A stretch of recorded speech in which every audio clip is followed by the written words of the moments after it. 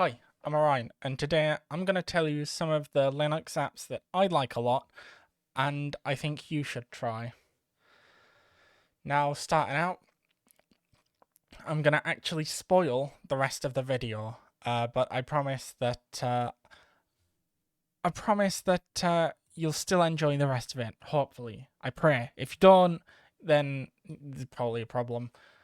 So starting out, we have Notepad QQ, and yes, I've just leaked the list of all the things I'm going to talk about. Essentially, if you are missing Notepad++ on that's originally on Windows, uh, obviously you might be wondering, is there a Linux equivalent? And you're right. And well, this fits the bill for a Notepad++ like application. It has your, I believe it should have all your, I don't know, doc type.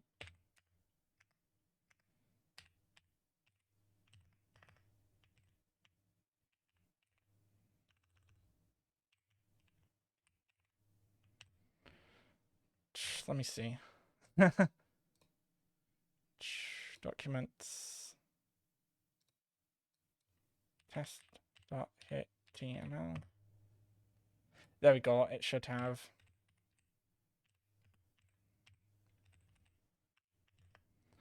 There we go. It also has all the colors you should expect in a Notepad++ like application. Obviously, it's for me. I will never really use it as somewhat of an ID, but if that's your jam, go ham. That was totally unplanned. But yeah, that is Notepad QQ. It's a Notepad++ feel alike. There are a lot of Notepad-like applications on Linux, but Notepad QQ just hits different. And now secondly, this is going to seem strange. I like listening to the radio. And oftentimes I like to use internet radio, especially Radio Paradise. What this essentially is a internet radio player.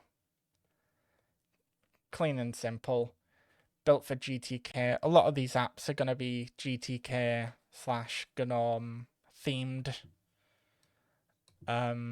Simply because I'm on Fedora, I use GNOME. And yeah, this allows you to listen to radio stations. Now, I have my computer audio muted on this recording. That's playing. Depending on the radio station, it will come up with the song lists, the tracks. Yeah, I have Radio 1, Los 40. For anyone who's in Spain, Los 40. Basically that, oh, it's playing David Guetta. No. I have a bit of a trashy music taste, I can't lie to you guys. Yeah. And then to add stations, it's relatively simple. Oh no, there's there's certainly some stations that I very much wouldn't listen to. So let's add Capital. Capital FM London. Add to library. You don't have to add it to your library. I just am. Where's Capital? There we go.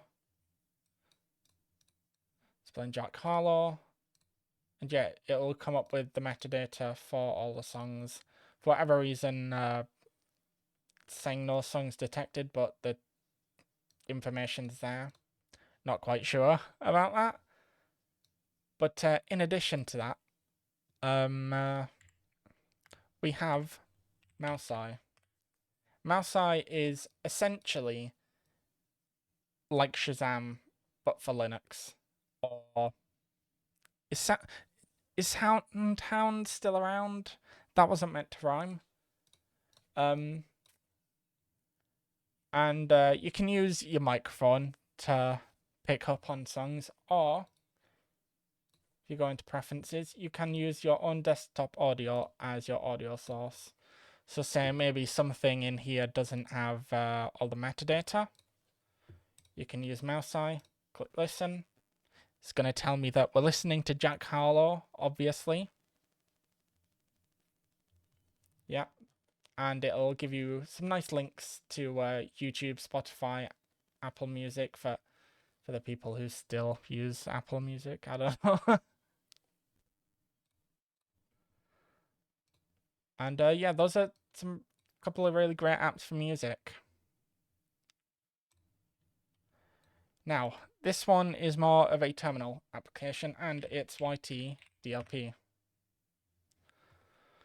So what YTDLP allows you to do is download YouTube videos from the terminal. So for instance, if you really want to download Orion Plays Monster Prom, a video that was very badly edited, you can do that. Just put that onto my second virtual monitor. YTDLP, and then you plop in the link. It'll download as a WebM. So it shouldn't take too long. I'm gonna delete the video right after it's downloaded.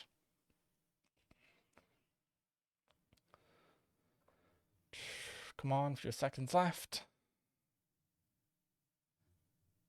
And if we look in my home folder, just pray that I have nothing incriminating in here. Should. Okay, usually it would download as a WebM, but it's downloading as MKV. Okay, fair.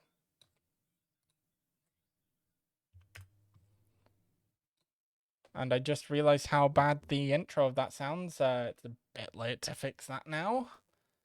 But yeah, YTDLP allows you to download YouTube videos from the terminal.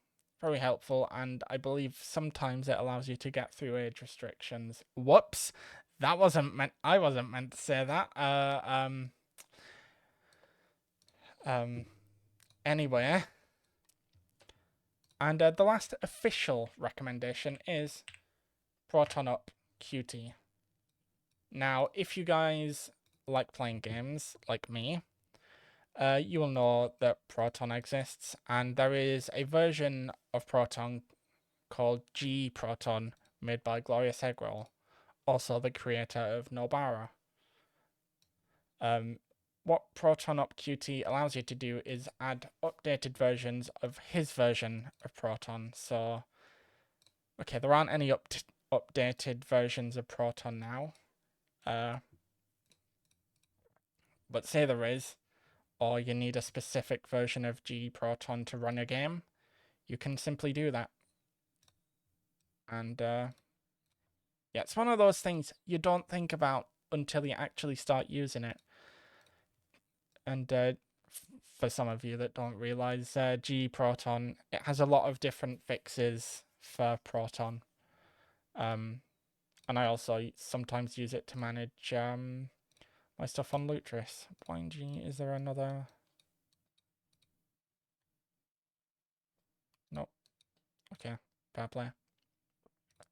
And that is it for all of the official recommendations that I put together. But I have a few extra, because I don't want you guys to feel left out. So let's start with Dead Beef.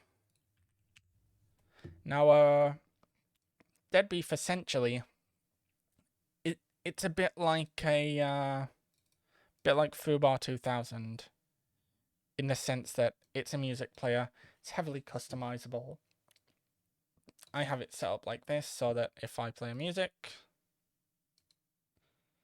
playing the piano version of Stick Up by Karma Fields, has visualization, shows me the album art that looks absolutely terrible.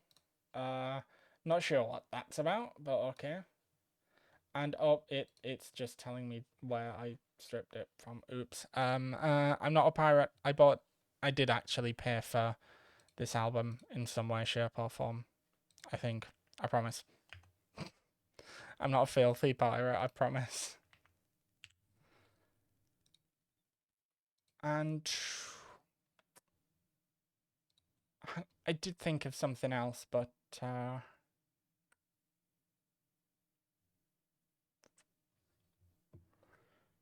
just looking at all my apps. Is there anything else that I feel is important enough to put into this?